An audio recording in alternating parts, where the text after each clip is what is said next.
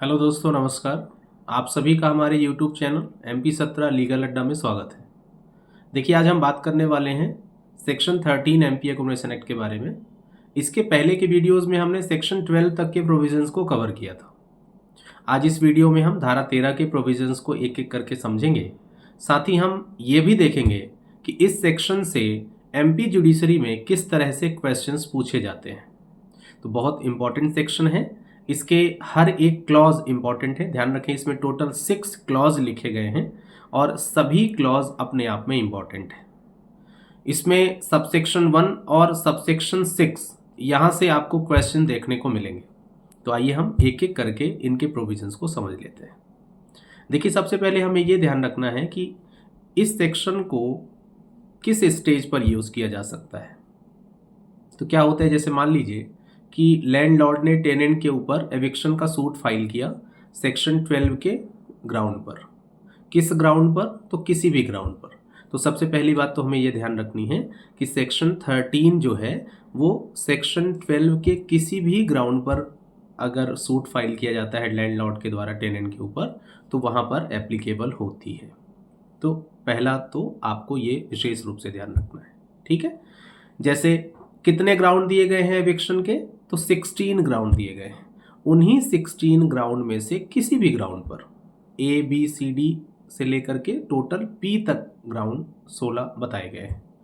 तो मान लो किसी भी ग्राउंड पर लैंडलॉर्ड ने सूट फाइल कर दिया, किसके ऊपर? टेनेंट के ऊपर। या फिर दूसरी परिस्थिति क्या है कि अगर टेनेंट ने खुद अपील फाइल करी है अपने एविक्शन के अगेंस्ट, या फिर किसी अदर प्रोसीडिंग में। तो तीन चीजें हमें ध्यान रखना है। सेक्शन 12 के किसी भी ग्राउंड पर अगर लैंडलॉर्ड टेनेंट के ऊपर सूट फाइल किया जाता है एविक्शन का, पहला।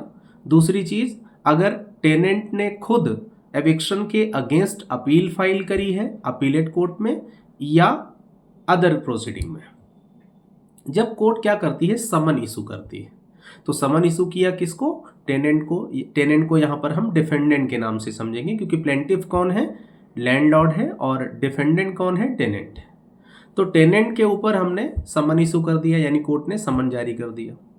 तो जब समन इशू होगा तो टेनेंट यानी डिफेंडेंट कोर्ट में उपस्थित होगा। अब जब वो उपस्थित होगा तो कोर्ट एक ऑर्डर करेगी उसको कि अगर आपने कोई रेंट का डिफॉल्ट किया है या आपका कोई रेंट ड्यू है लैंडलॉर्ड के ऊपर, लैंडलॉर्ड के फेवर में, तो आप उसको विद इन 1 मंथ पे करिए। यानी कि आपको जो भी किराया आपने जमा नहीं किया है, अगर किराया बाकी है तो आप उसको लैंडलॉर्ड को जमा करिए, लैंडलॉर्ड को पे करिए, या फिर आप कोर्ट में उसको सबमिट करिए। साथ ही साथ ये भी ऑर्डर किया जाएगा कि जब तक ये सूट पेंडिंग रहेगा तब तक जिस रेट से आप रेंट पे करते आ रहे हो लैंडलॉर्ड को, उसी रेट से आपको रेंट हर महीने की 15 तारीख तक जमा करते रहना है। ये भी ऑर्डर कोर्ट के द्वारा दिया जाएगा।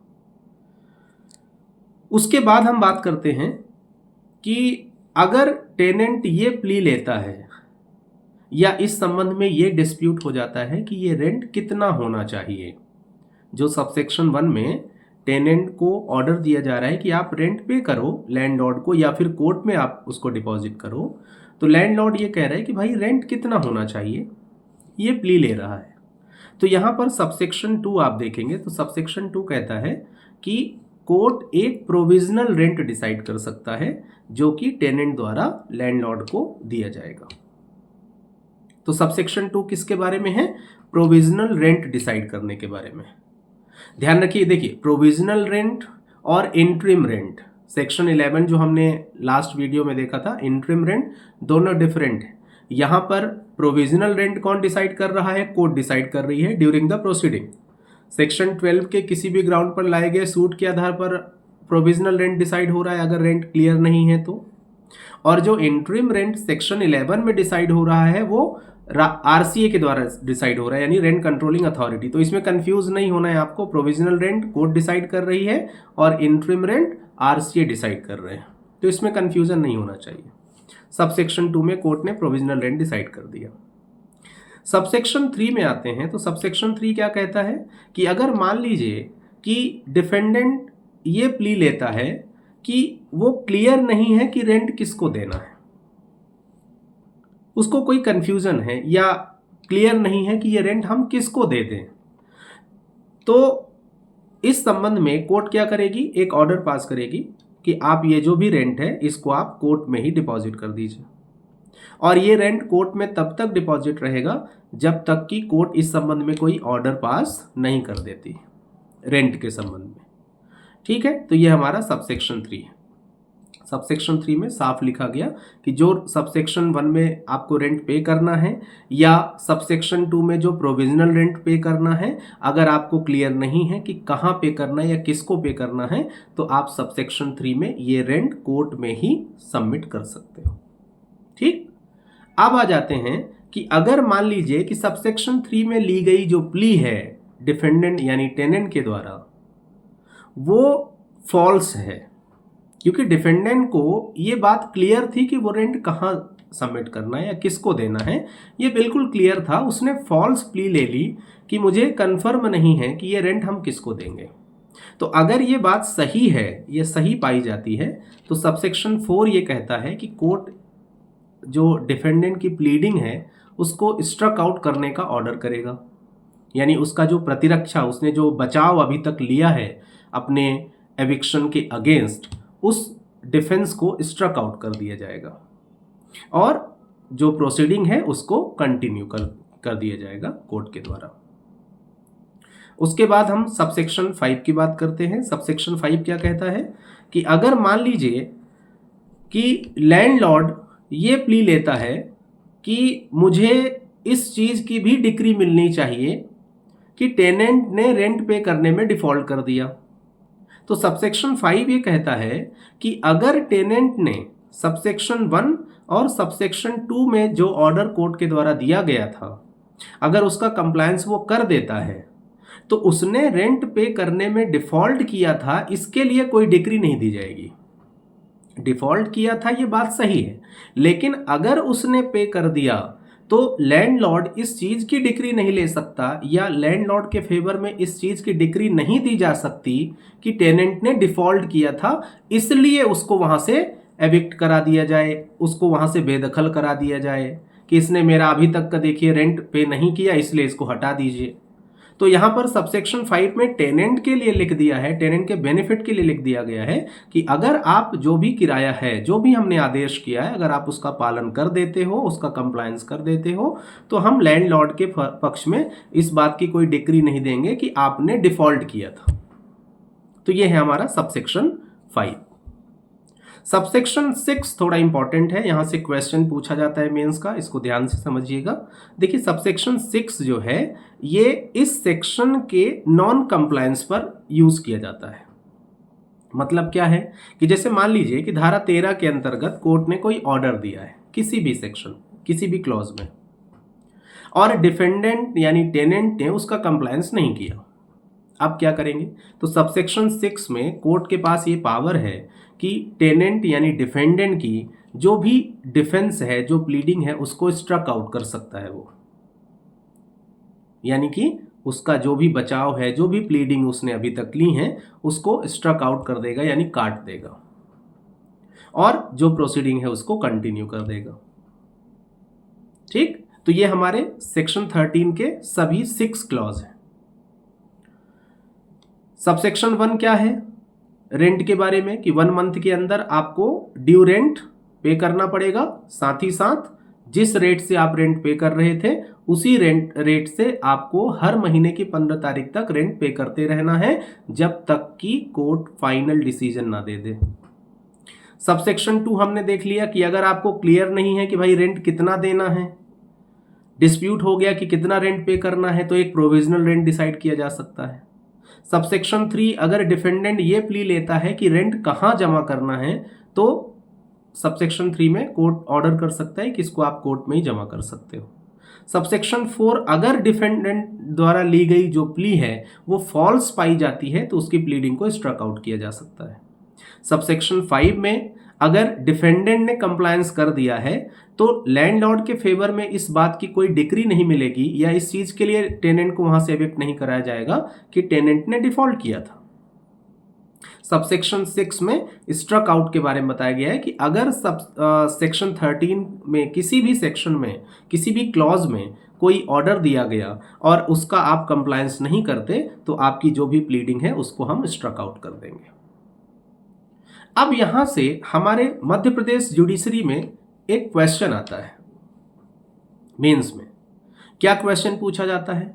क्वेश्चन यहां पर यह आता है कि अगर डिफेंडेंट की प्लीडिंग को सेक्शन 13 सबसेक्शन 6 की पावर एक्सरसाइज करके स्ट्रक आउट कर दिया जाए तो इसके बाद क्या प्लेंटिफ के विटनेस का क्रॉस एग्जामिनेशन कर सकता है डिफेंडेंट या नहीं कर सकता?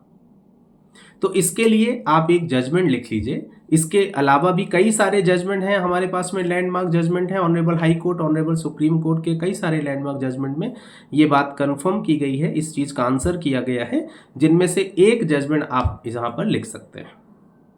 तो इसमें नोट कर लीजिएगा, विशन चंद्र जैन वर्सेस महेंद्र कुमार मंगल 2015।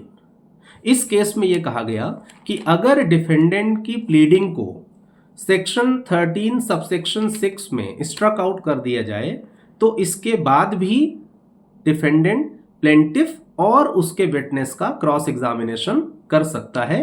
साथ ही साथ अगर वो चाहे तो दूसरी प्लीडिंग पेश कर सकता है, इसमें कोई आपत्ति नहीं है। तो इस केस को रेफर करके आप इस आंसर को लिख सकते हैं। दूसरा क्वेश्चन यहां पर यह आता है कि चलो ठीक है, उसकी प्लीडिंग को स्ट्रक आउट कर दिया गया, तो स्ट्रक आउट होने के बाद अब डिफेंडेंट के पास रेमेडी क्या है, क्या कर सकता है वो? तो इसके लिए आप लिख लीजिए क्या करना है। सबसे पहली चीज तो डिफेंडेंट के पास इस स्ट्रक आउट के अगेंस्ट रिवीजन करने का अधिकार होगा, रिवीजन फाइल कर सकता है वो।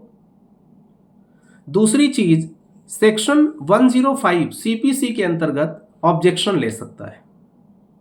तो दो रेमेडीज हैं यहां पर स्ट्रक आउट के अगेंस्ट, यानी कि सबसेक्शन 6 के अगेंस्ट डिफेंडेंट के पास में या तो रिवीजन कर सकता है वो, या फिर वो 105 सीपीसी के अंतर्गत ऑब्जेक्शन ले सकता है।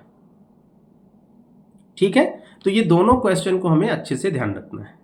तीसरी चीज यहां पर एक क्वेश्चन ये आता है, मान लीजिए आपसे कभी प्रीलिम्स में या पूछ सकता है किसी भी तरह से क्वेश्चन यहां से, तो क्या है कि जो सेक्शन 13 है, क्या इस सेक्शन को चैप्टर नंबर 3A, जब आप चैप्टर नंबर 3A हम नेक्स्ट वीडियो में उसके बारे में बात करेंगे, तो अगर चैप्टर नंबर 3A के अंतर्गत कोई सूट फाइल किया जाता है by the special landlord, section 23A chapter number 3A, ध्यान रखिए 23A से 23J तक का जो प्रोविजन है ये स्पेशल लैंडलॉर्ड के बारे में बात करता है। तो अगर इस सेक्शन के अंतर्गत सूट फाइल किया गया तो क्या वहां पर भी सेक्शन 13 एप्लीकेबल होगी? तो इस चीज का आंसर किया गया, लिख लीजिए, प्रेम नारायण वर्सेस श्रीमती उषा मटकरी 2004 का जजमेंट है। और इसमें क्या कहा गया कि बिल्कुल सेक्शन 13 का यूज 23A के अंतर्गत कोई सूट फाइल किया जाता है स्पेशल लैंडलॉर्ड द्वारा, तो वहां पर भी इसको यूज किया जा सकता है। तो इसको भी आपके मेंस के एग्जामिनेशन में पूछा जा सकता है, इस तरह से क्वेश्चंस भी आ सकते हैं। तीसरा चीज यहां पर सेक्शन 13 कंप्लीट, यहां से क्वेश्चन आता है सेक्शन 13 एज इट इज कि टेनेंट को उसके एविक्शन के अगेंस्ट बेनिफिट कब मिल सकता है, जो टाइटल में आपके सेक्शन 13 में लिखा है, तो इस तरह से भी क्वेश्चंस पूछे जा सकते हैं। तो इनको आप बहुत अच्छे से ध्यान रखिएगा। इसके अलावा नेक्स्ट वीडियो में हम सब टेनेंट के बारे में बात करेंगे। तो अगर आप हमारे वीडियो में नए हैं तो हमारे चैनल को सब्सक्राइब करिए, लाइक करें और अपने दोस्तों के साथ शेयर करें। ठीक, नमस्कार।